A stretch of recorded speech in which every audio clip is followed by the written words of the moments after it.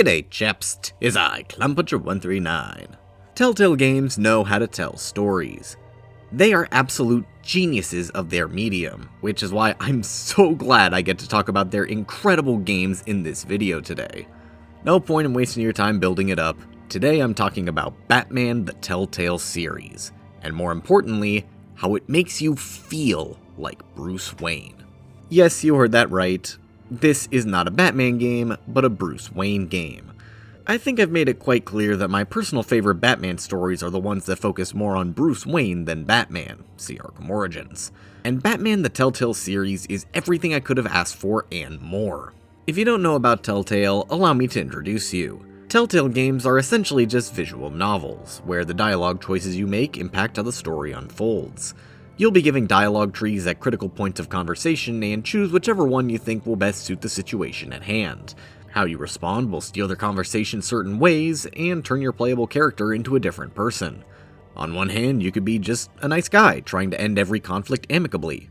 On the other, you could be a brutal psychopath who punches his way out of every conversation. It's really all up to how you play. You also get the occasional QuickTime event to represent combat, and that's about it. It really couldn't be simpler when talking about gameplay. Where this game comes together is its story, because it uses the major choices you make to tailor the experience to you, ever so slightly changing the way the story unfolds to represent your Bruce Wayne. In this game, we play as a middle years Batman, one who's established himself as a threat to criminals, but also still has the police mostly working against him. It's an interesting middle ground that we don't see all too often in Batman media, and the only other time I can think of this being the case is in The Batman. He's still relatively young and a bit new to this job, but he's clearly put in the hours and seen a lot of shit in that short time. And the reason this Age of Batman works so well for the framing of this game is because it allows Telltale to do what they do best: give the player agency. As a Telltale game, you're allowed to go down multiple different paths on the road to the finale. All your choices tailor the experience to you, and you can play your Batman however you see fit. As a middle years Batman, it allows both methods of approach to make sense.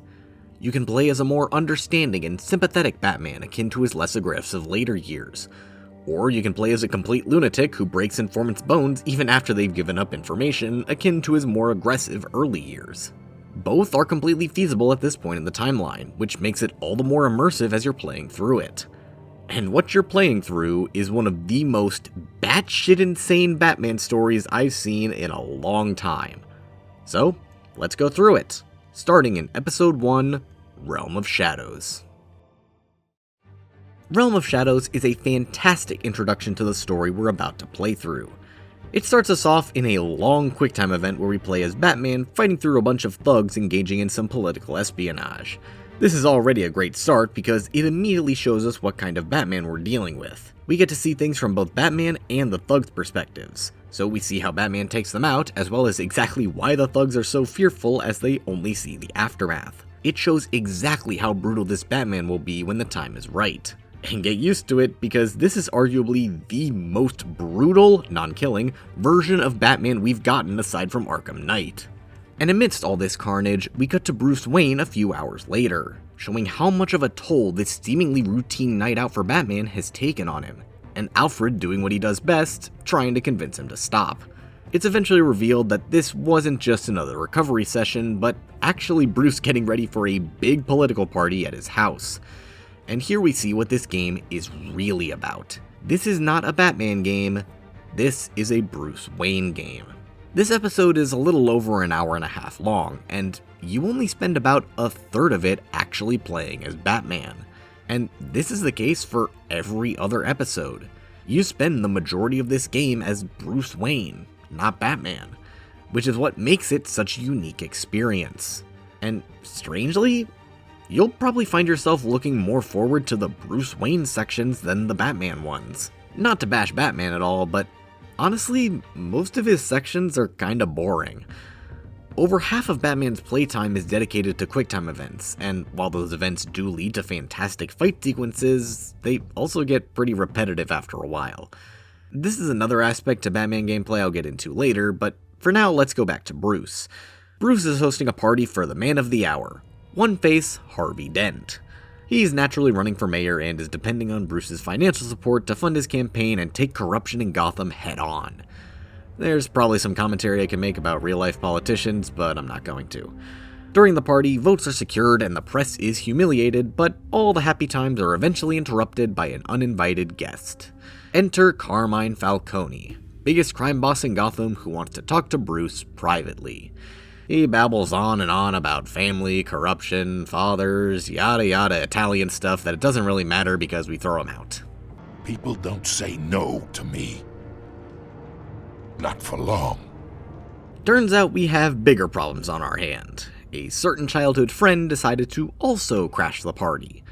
Now enter Oswald Chesterfield Cobblepot. He's just a guy. I'm probably in the minority here, but I honestly really like this interpretation of Penguin. He's literally the exact opposite appearance-wise, being tall and lanky rather than short and stubby, but he's still the same old pain in the ass.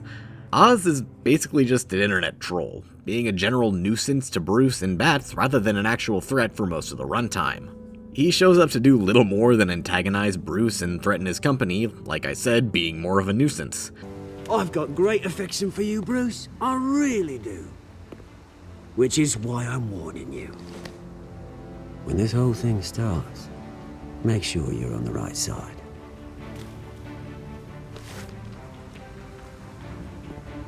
Good seeing you, Bruce, but I got some rocks to collect. Cheers. Again, yada yada, it probably doesn't matter, because we've got much more important matters at hand. Bruce and Harvey are working together to renovate Arkham Asylum into a new, better hospital. What a great way to show support for Gotham. I'm sure nothing could go wrong today. But Mr. Wayne, this morning the Globe received evidence of an offshore bank account managed by Carmine Falcone and your father, Thomas Wayne. Mr. Wayne, is all your money dirty? How long has your family been dealing with Falcone? Okay, so it turns out someone leaked some documents and Mr. Thomas Wayne might have been the most corrupt man in Gotham. Bruce, I've been trying to reach you. The police are inside the manor. Uh-oh. Let's talk to our district attorney friend to get this sorted out. There you are. Hey, you? Sorry, I got a habit of being late. Double O. So, back in the intro, the person engaging in the political espionage was none other than a certain cat burglar. And this cat burglar may or may not be Harvey's new girlfriend. Nice to meet the real you. Ah, shit, she knows. But she also knows exactly who we might be looking for, so yeah, we take those. This leads us to our other kind of Batman gameplay, and the single best part of the game, crime scene reconstruction. If you thought Arkham Origins had great crime scenes, just wait until you see Batman the Telltale Series. Rather than slowly scanning one clue at a time as they pop up, occasionally finding details in the footage you create, you're presented with a room full of clues and have to link them together. For example, in this first room, you're given the fact that one of the victims has his face clawed out, and another has bloody fingernails. Naturally, you'd link the two together, and Batman is able to piece together that the victims fought back. If there were ever a moment that made you feel like a true detective, it's these sections sprinkled throughout the entire game. They're by far the most engaging part, and really make you feel like a detective for solving them. This particular crime scene, aka the first one of the game, is a grisly sight. There's multiple bodies, entrails, and probably a really bad smell emanating through the warehouse. Batman is eventually able to determine that an explosion went off that sent out some kind of nerve agent. This agent caused some of the victims to go rabid and start viciously attacking Falcone's men.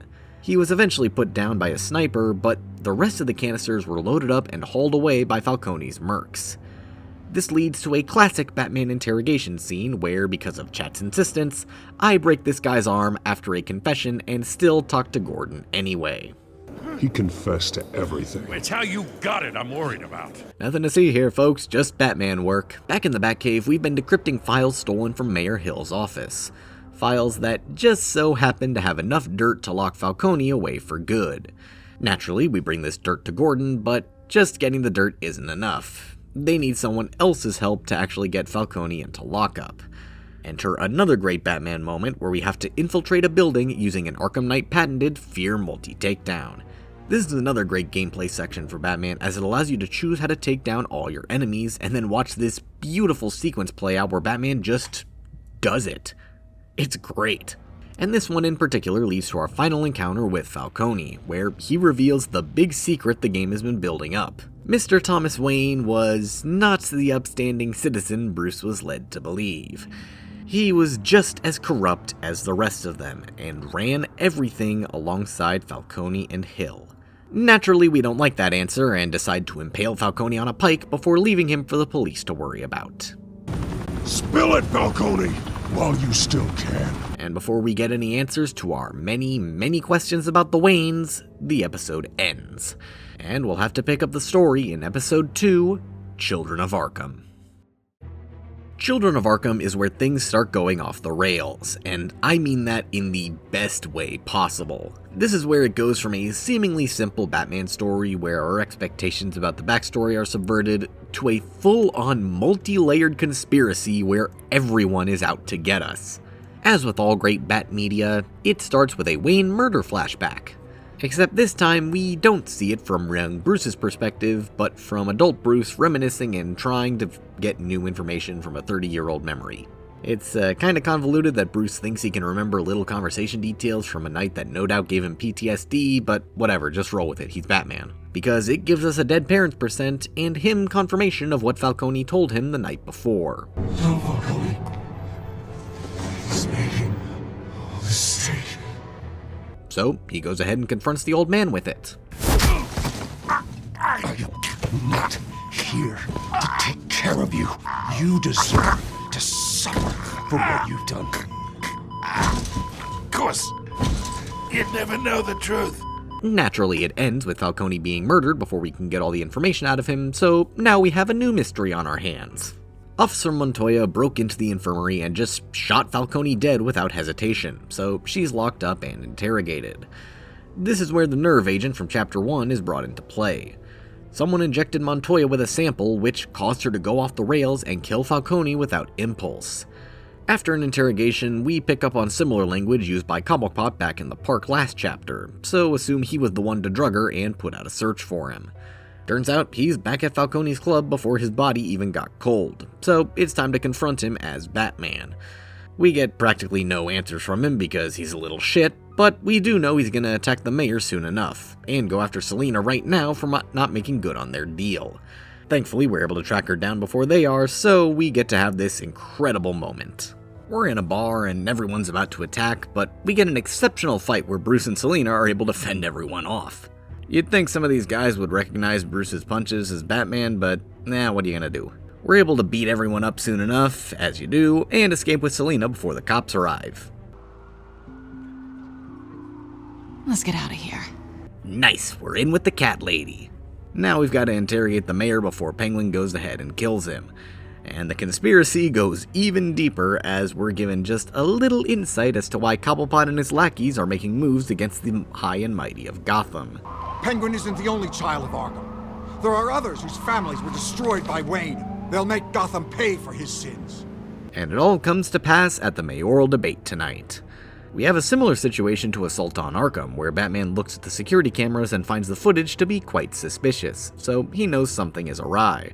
We gotta get to this debate as soon as possible before someone dies. First order of business, firing the moderator! Oh. Well, at least we have Catwoman working with us and get another great Fear multi-takedown section as we start hearing what's going on in the background.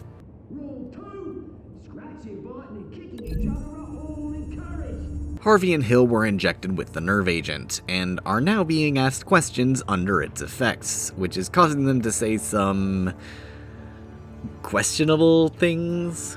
First off, we should incinerate the pool. So we need to jump in now. Roll the tape! Subject 9, Esther Cobblepot. You've been declared criminally insane. Oh shit, everything is being more and more fucked the longer this goes on. The Children of Arkham are continuing to besmirch the Wayne name by revealing incredibly damning tapes of Thomas's sins, and now a lot of people are pretty close to dying. including Hill, who reveals that he was the one who ordered the hit against the Waynes all those years ago before being immediately shot by Oswald. Thanks, Oz, you did the work I'd never be able to do for me. Much appreciated. Less appreciated is making me choose between saving Selina and saving Harvey. Since chat wanted me to be a simp, I had to save Selina as... well, I'll just let you watch for yourself.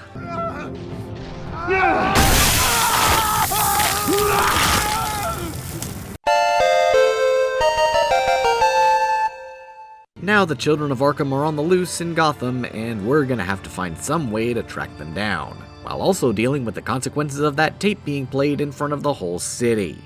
I guess we'll have to see how that plays out in Chapter 3, New World Order. New World Order is probably the most forgettable chapter.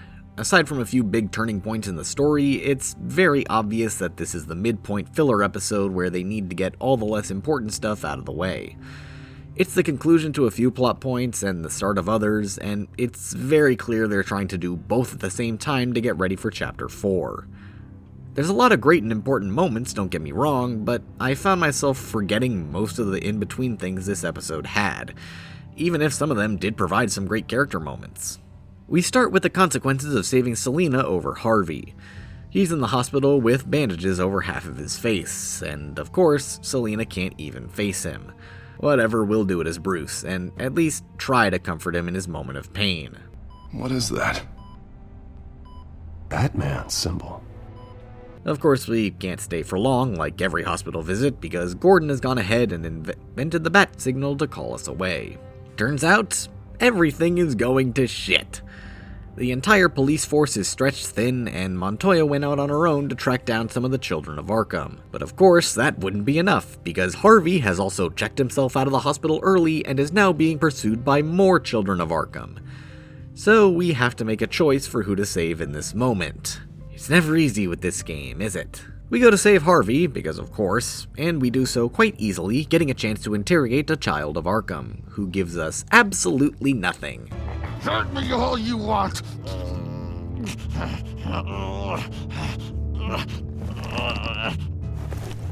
Boring conversation anyway. Harvey is an ungrateful asshole, so we leave him and go check up on Montoya, and everything went to shit here as well. They ambushed her, took one of her backup hostage, and turns out they've compromised GCPD radio channels and are listening in.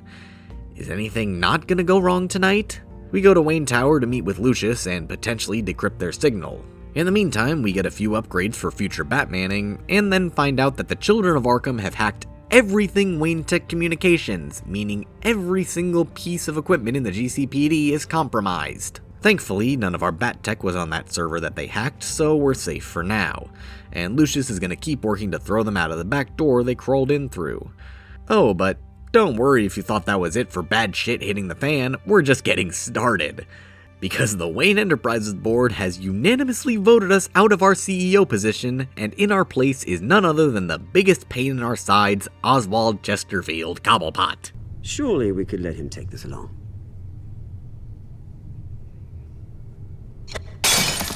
Oh, Bruce. Clumsy, clumsy.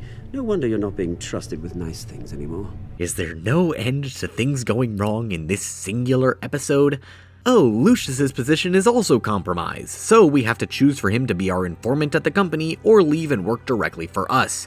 Good God, nothing can go right, can it? Maybe Harvey is doing a little bit better by now. I mean, he's finally in his dream position of mayor, even with his, disfigurements. Surely he'll be able to start doing some good around Gotham, right? Harvey Dent does everything by the book, to the letter of the law. But that isn't working. Sure it is. He's turning things around. Barely. Slowly. I'd like to see you do better. Watch me. Now are you gonna fix this mess? Simple. Easy. Curfews after dark. Checkpoints at every bridge. Mandatory identification cards. 24/7 video surveillance. Harvey, snap out of it. We all need to snap out of it! Yeah, nope, his face was burned off, so now Big Bad Harv is allowed to come out to play. We don't get the full thing quite yet, just a little tease, but that tease is enough for us to know exactly what's going to be happening soon enough. So far, the only thing going somewhat right is that we might have a lead on the Children of Arkham. If we do an interview with Vicky Vale, we might get some answers about the children's whereabouts. It's a pretty inconsequential interview, to be honest, but frankly, with the way everything's been going to shit lately, I'm perfectly happy with something being inconsequential for once. Graciously, Vicky holds up her end of the bargain and gives us a warehouse location where the Children of Arkham are about to launch another plan out of. We find out through another fantastic detective section that they're going to send a train filled with the neurotoxin into the most heavily populated area in Gotham, watch it burst, and just see what happens. Thankfully, we're able to step in and disrupt this plan with the convenient assistance of Catwoman so that this will not happen. Finally, something good came out of this chapter. Can we keep the train rolling, please?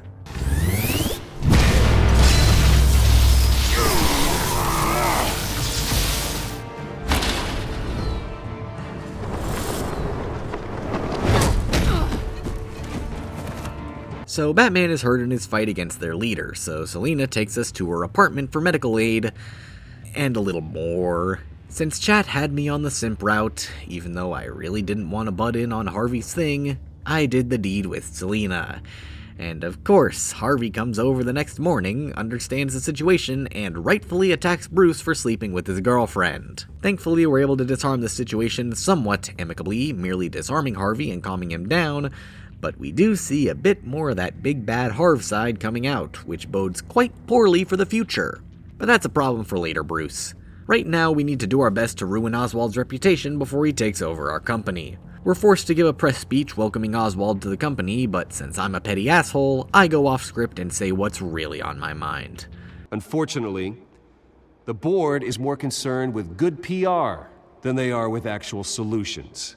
They don't care about making things right, they only care about what looks good. We're naturally sent away for doing so, but end up having a nice meetup with Vicky again. Dropped your pen.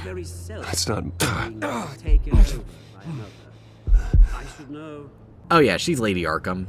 I'll admit, it was pretty fun playing through the game again and seeing all the really blunt hints the game was throwing at us that she was the main villain that I just never saw. It feels like a massive slap in the face that I didn't see it coming the first time. But anyway, she stabs us and we go berserk, attacking Oswald in broad daylight. And before we even get to see the consequences of our actions, the chapter ends. Now that right there is a damn good cliffhanger. What the hell is going to happen to Bruce now that he's infected with this virus? And what about Batman? We'll have to find out in Chapter 4, Guardian of Gotham. The final 2 episodes of this game are by far the best, and it's not even a close race. If New World Order was the turning point of the story, Guardian of Gotham is the consequences of that turning point. We start this chapter locked up in Arkham Asylum. Yup. Now Bruce is the one locked in the madhouse, and the lunatics are the ones running the show. So our first objective is to, naturally, get the hell out of Arkham. However, unlike most other games where our goal is to literally escape, this time we have to find more creative ways to get ourselves out. Because we aren't just locked up by some other villain. Bruce has been legally admitted to Arkham by Harvey Dent, and the doctors aren't gonna let him out until he's well. The worst part is, we know exactly why he's unwell and how to fix it, but the doctors don't and think they're trying to help. But they're only keeping us from a city that really needs us right now. It's here locked in Arkham that we meet this game's Joker, also known as John Doe. Buddy. Oh, buddy. Are you okay? You don't look so grand. More like the opposite. What would that be? Poor, perhaps. I'm fine. Just some bruises. Alright. Tough guy. Nice. He's actually just a chill dude. He's not out to get us or anything. He actually believes that we're innocent and wants to help Bruce get out. Bingo. So, that's exactly what happens. He creates a distraction that allows Bruce to make a run for it and get to a phone, which he uses to call up Alfred to get him out of there. I will admit, I kinda wish we spent a little more time in Arkham, especially with trying to find a way out, but honestly, going about it legally rather than making some bold escape is perfectly fine by me. You clearly need help, Bruce. He needs extensive evaluation, treatment. I think I'll get a second opinion. Yeah, I'm sure you can afford the one you like. On our way home with Alfred, we get to see exactly what Dent has instituted as the new mayor to help with the Children of Arkham problem, starting with roadblocks and a private militia stationed all across the city, one of which we happen to run into. This guard isn't exactly receptive to us, nor are the random people on the streets who, for some reason, get out of their cars the moment they need to stop. Come on, what's the damn holdup? Jackasses. We just need to get out of this mess. Nowhere to run, dirtbag! Or, I guess, just New Yorkers. Now, what's the difference? Of course, we're still infected with the nerve agent from earlier, so our choices in this scene aren't always going to be what I want. I am tired, I am hungry, I haven't showered in 3 days! I want to go home, and if you don't get the hell out of my way, I swear to God, I will have this car run you over, and then back up again, just to make sure it did the job! Bruce! Shut up, Alfred, I can handle this! Yelling at Alfred? That is absolutely unacceptable, Bruce. Now ram that barricade and get yourself home to get a cure already. Thank you. Now to make good on the only hint Mr. Jonathan gave us back in Arkham and go talk to the Vales.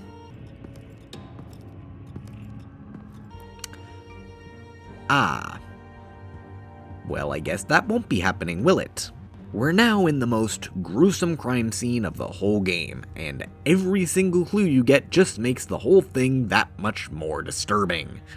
I won't even go into details because I'm pretty sure saying any of the things that happened in this house will get me demonetized, so just watch what happens in the background and make your own assumptions. After learning what happened, we find a little boy hiding under the stairs that Vicky didn't attack, an adopted child of the Vales we're caring for. In doing so, we get one of the best scenes in the whole game. Batman proves that he is Batman by comforting this scared child. To quote Overly Sarcastic Productions, "Could you picture this Batman comforting a scared child? If yes, congratulations, this is a certified Batman. If not, you've got the Punisher in a silly hat." And for pretty much the whole runtime, it seemed like we were going down that silly-hatted Punisher route, especially with how brutal Batman is in this game to even the most basic of common criminals. So, the fact that we got this scene, a scene where Batman literally comforts a small child and saves him without falling into the crazed lunatic trap, is amazing. Hell, he even turns off his voice modulators to make sure the kid isn't scared of him. That's how important it is that he helps this kid. This right here is absolutely a certified Batman. You're the kid who saved Batman. And no matter what happens, no matter where you go, that will always be true. And I will always owe you one. Unfortunately, this is the only moment like this in the game, but hey, I'm at least glad that we got it, even if we don't get it again. Anyway, back to the Two-Face problem. Harvey has threatened to kick us out of our own house by lethal force, so we might have to deal with that.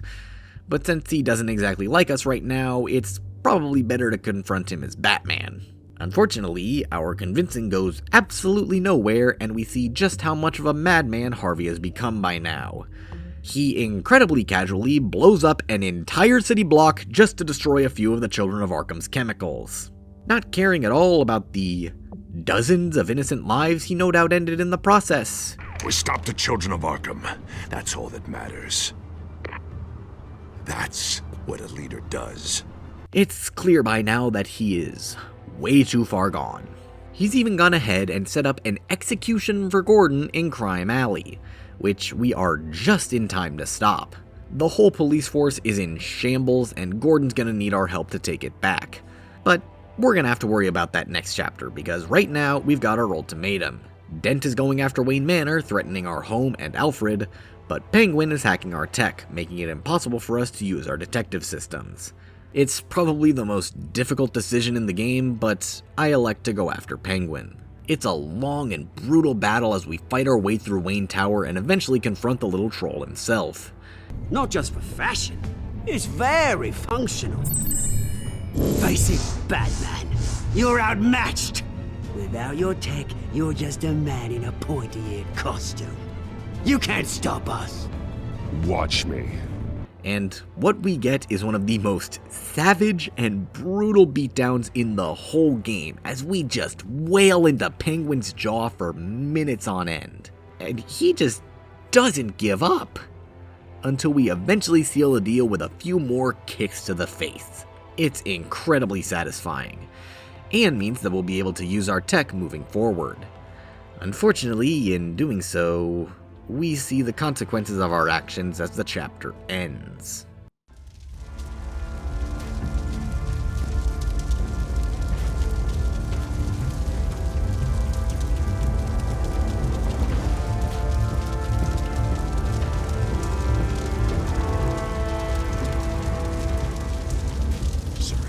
Is this really necessary? I mean, what will people say? Just tell them Wayne put up a fight. Yeah, maybe we should have gone after Harvey. I guess we'll have to do that later when we get into Chapter 5, City of Light. And with that, we've reached the finale. City of Light is the best chapter of this game, and it's not even close. First and most importantly, it is the most Batman-centered episode. All those little moments you got as Batman throughout the game come together in this final episode to give you the full, comprehensive experience. You get a ton of detective sections, you get planned out takedowns, you get awesome fight sequences, everything. But at the same time, you get just as much Bruce. In fact, you start as Bruce in what I'm not afraid to call one of the best sequences in Batman history. It does depend on how you handled the final choice of Chapter 4 though. If you decided to confront Harvey, you won't get this sequence, and instead you'll face down Oswald. But seeing as I made the objectively right choice, I got to experience arguably the best Two-Face scene ever made. We've been building Harvey up for pretty much the entire game at this point. After having his face melted off by Cobblepot in Chapter 2, it's been a severe downward spiral. I mean, dude was the reason we got sent to Arkham, blew up an entire city block that killed a bunch of people just to destroy some drugs, and he's somehow got the mayoral power to instate martial law on Gotham, which by the way is something only the president or a governor can do. So, little power crazy, huh, Harv? Everything he's done culminated in him incinerating Wayne Manor at the end of Chapter 4, and now, somehow, he's taken hostages inside and is executing them one at a time until Bruce shows his face. Like, Jesus, okay, that's a pretty big step up from big picture small casualties, Harv. Bruce does the only thing that makes sense and confronts Harvey on his own. And now we have a situation where your dialogue choices really matter. Before, they're just ways to progress the story and rarely have much of an impact outside of your overall stats. Here though, every single line that you speak matters, because it determines whether the next hostage lives or dies. And we watch Harvey's rapid descent into madness with each passing prompt, but at the same time, a Harvey who's still trying to hold on. I've tried to fight it, Bruce, but I can't. Bruce, I only ever wanted to help Gotham. And now look at me. I can't stop him. He's stronger than I am. More often than not, Two-Face will just be Two-Face as soon as Harvey gets half of his face burned off. There's not much pushback from Harvey as he merely accepts his fate. Here, however, it's clear that Harvey didn't want to be like this. We've seen it through the previous 2 chapters as well.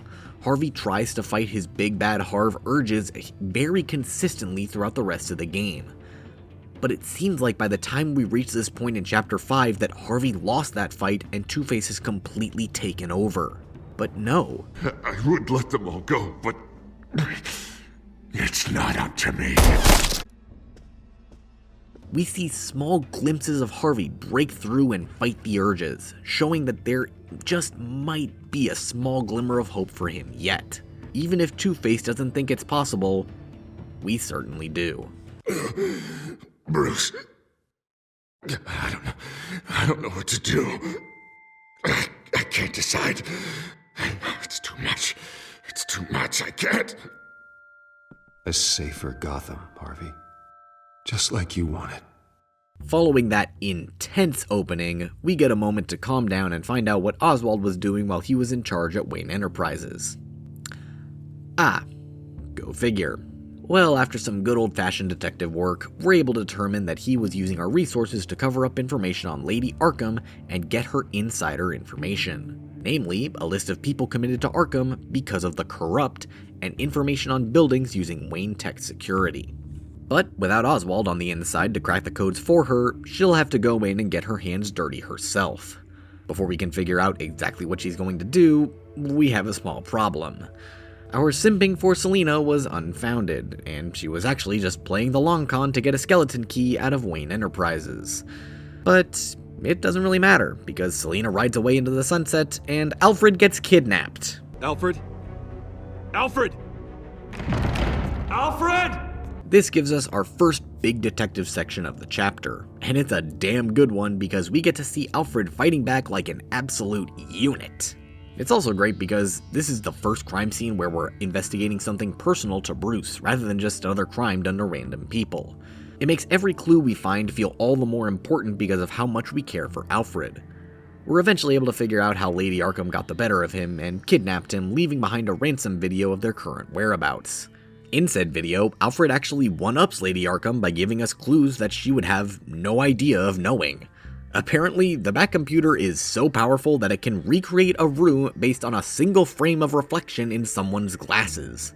So, Alfred constantly adjusts his glasses so the reflection can be seen by the camera, and thus, Bruce can start to figure out where he's being held. Each reflection gives a few new clues that eventually lead us back to the Bale house. This was such a genius way to do the finding clues in a video that lead to the place the villains are cliché, because it doesn't rely on the villains being stupid and giving about their own whereabouts, but rather the heroes being incredibly clever and doing something the villains never would have thought of. I friggin' love it.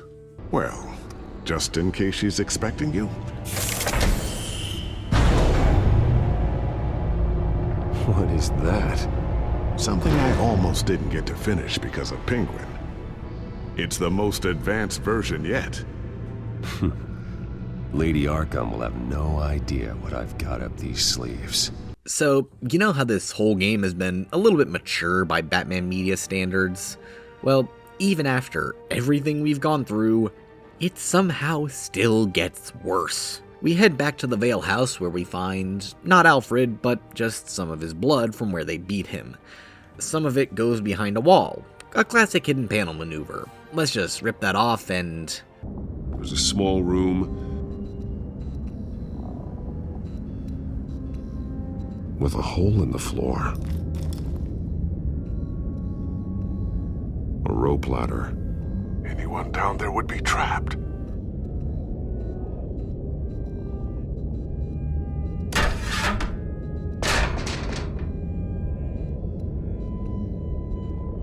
I'm going inside.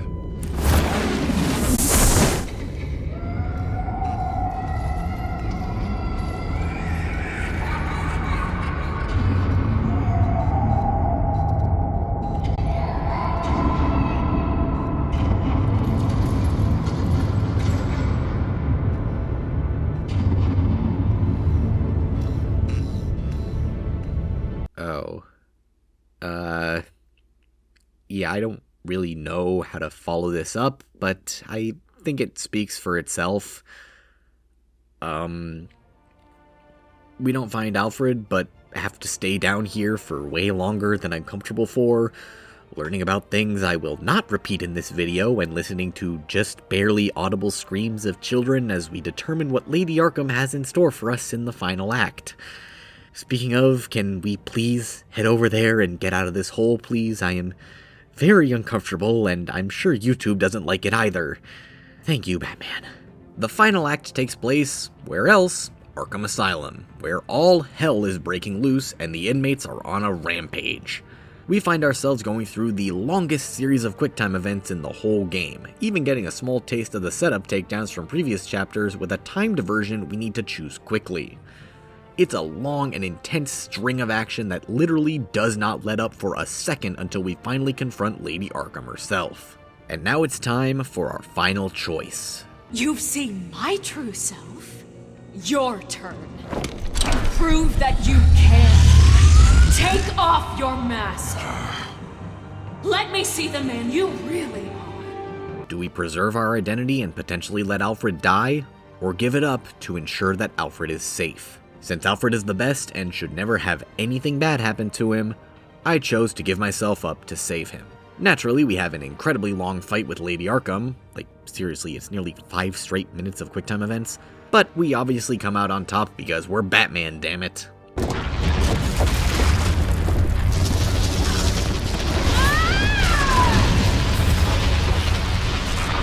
Lady Ham is defeated, so there's nobody to reveal her identity anymore, and all seems to be resolved at this point. Happy endings all around. Well, there is one final postmortem we need to go to. Gordon is finally taking his rightful place as commissioner, so we need to decide to show up as either Bruce or Batman. Since this is of course a Bruce Wayne game, I obviously go as Bruce to show my support for Gotham, and at least attempt to make amends for the sins of the father. I am ceasing construction on the Wayne Mental Health Facility. Instead, I'll be devoting all my resources to improving the existing Arkham Asylum. It will be the most advanced mental health treatment facility in the country, in keeping with the vision of its founders. We finish off with an assassination attempt, as all good stories end, and a final teaser of Jonkler Dosif that we'll just have to wait to learn about next game. He sure does clean up well. See you soon, Brucey. And that was Batman the Telltale Series. What an absolutely insane story from beginning to end. All the wild twists and unexpected ways the story went were fantastic to witness on a first playthrough.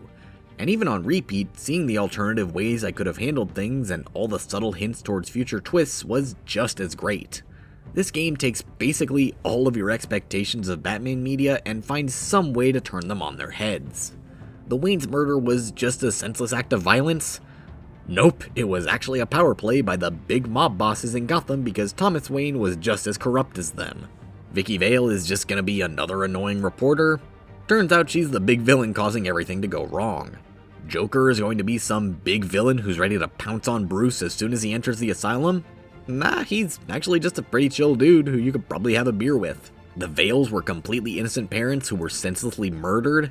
They're actually the worst people in this whole game. Nothing is sacred in this story, and that's what I absolutely love about it. Anything you think is a guarantee is more than likely going to be slapped across your face as being the opposite, which makes any time something actually goes as planned a pretty big surprise. Something I really love about this game is that it uses its medium effectively. It takes advantage of the fact that it's mostly a visual novel and uses it to create much more interesting moments than most others would bother trying. The hallucination sequences where you aren't really in control of your actions are awesome, because they take the trope of your choice not really being what you wanted to say and integrate it into the story. We've all had a moment where we think the dialogue option is going to be a lot more passive than it actually was, and Batman Telltale uses that moment as an actual plot point to show how this drug is affecting Bruce at this point in the story. Similarly, having your dialogue options affect how certain scenes play out is wonderful. It's a rarity in games like this to have your dialogue choices actually matter. I've mentioned multiple times that blank will remember that is complete BS and is only a random prompt that shows up when the game decides it wants to. It has no impact on the story whatsoever and is just a random event. So, seeing moments where even small pieces of dialogue are considered important is great, especially with the final Two-Face encounter where every single dialogue box matters to your success. What further boosts this game's replayability is the aforementioned fact that you're playing as a middle years Batman. This makes all your choices understandable, no matter how gentle or brutal they may be. In many ways, this Batman is still trying to find himself. As crazy as the dichotomy is between impaling a mob boss on a pike like you're Jason friggin' Voorhees and comforting a scared child like a Make-A-Wish actor, it's all completely believable because of where Batman is. This makes repeat playthroughs, even ones where you're picking wildly different options, just as fun. I replayed this game only a few months after first beating it, and seeing this different Batman being just as believable as my first playthrough Batman, despite making some wildly different choices at times, was amazing to see. I can completely see Batman being a much more calm and collected hero at this point, just as I can see him being a violent lunatic. It just shows how great Telltale's writing can be regardless of the choices you make. Also, totally random thing, but I love how Batman's main move in this game is just shoving people's heads into whatever surface is nearby. Not punching, not throwing a batarang, just grabbing a head and shoving it. If it works, and I'll give Bruce points for effectiveness even if his creativity is lacking a bit. All the little things coming together to make this game are absolutely fantastic. The music is stunning. When you're floored by the freaking menu music, you know that you've got yourself an absolute banger soundtrack. Much like Arkham Batman and Insomniac's Spider-Man, I can see this theme going down as one of the all-time great superhero themes.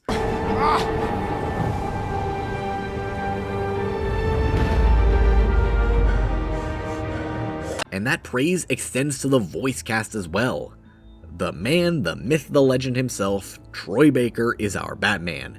And god damn does he do such an amazing job. I can recall every moment of that night in vivid detail. But maybe that's wrong. It's just more proof that this man truly is the man of 1,000 voices. I don't care what your end goal was. Even one innocent life is too high a cost. He's able to capture every single emotion Bruce ends up going through throughout the game perfectly. From pretending to be the playboy Bruce to the actual man underneath, to unfiltered anger and harrowing sadness. Every single scene is played to perfection. The suit, the car, this entire cave. Master Bruce? Everything I built! I created all of this because I didn't want any more innocent people to die! If Falcone's telling the truth about my parents, then what the hell did we do this for? Bruce, What have you been hiding from me? Alfred! Not that I'd expect anything else, of course. Probably a small point of contention, but I love his modulator as well when he's full Batman. It reminds me a lot of Batfleck, and I mean that as the highest of compliments. Give me a reason to stop. You know you can bleed to death without ever spilling a drop. All on the inside. And that's not to discount the rest of the voice cast either. Laura Bailey as Catwoman and N. Radel as Alfred, giving fantastic alternatives to their more famous Arkham counterparts. Repeat after me, Bruce. I am not invincible, and painkillers do not solve the problem. you've helped this city tremendously, both as Bruce Wayne and Batman.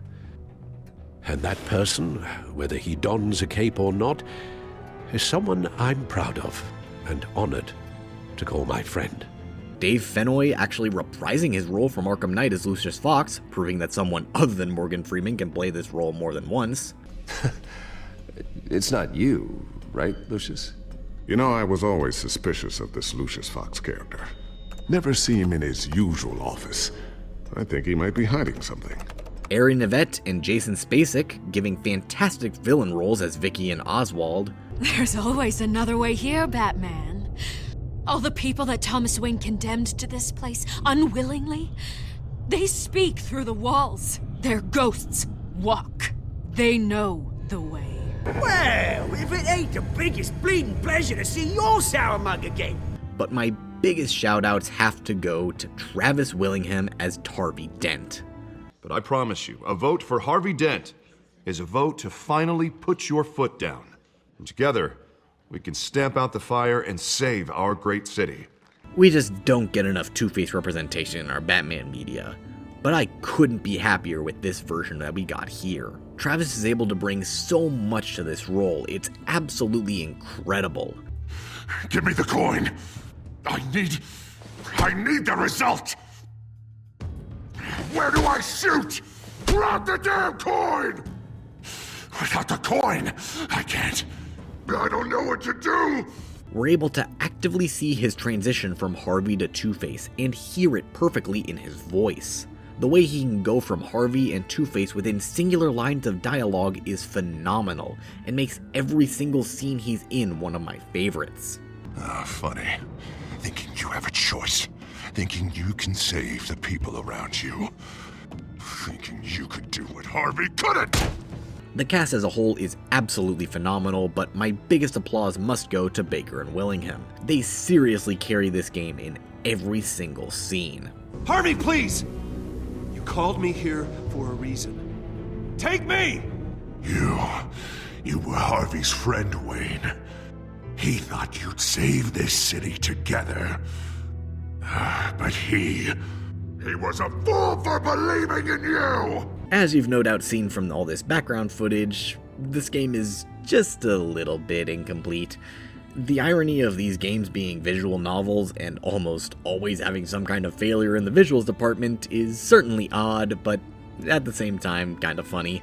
Like, just look at Gordon's cigarettes throughout the entire game and tell me they planned for them to look like this.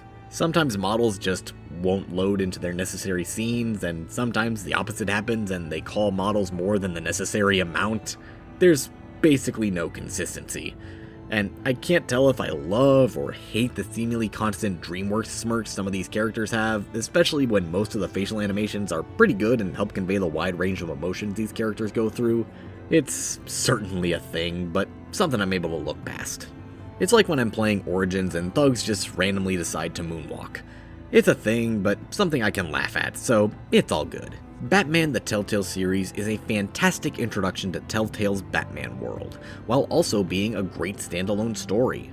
There are certainly a few areas I wish it expanded upon, and even a few areas I wish it stayed out of, but overall, I'd call this mission a rousing success.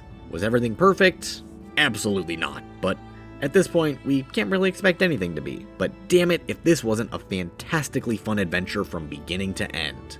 And as Bruce Wayne, no less. The best part is that I've heard The Enemy Within is even better than this game, so I'll have that to look forward to at some point in the future. With that in mind, do all the YouTube stuff, because Man Game Part 2. Thanks for watching, and I'll see you later, chaps. He sure does clean up well. See you soon, Brucey.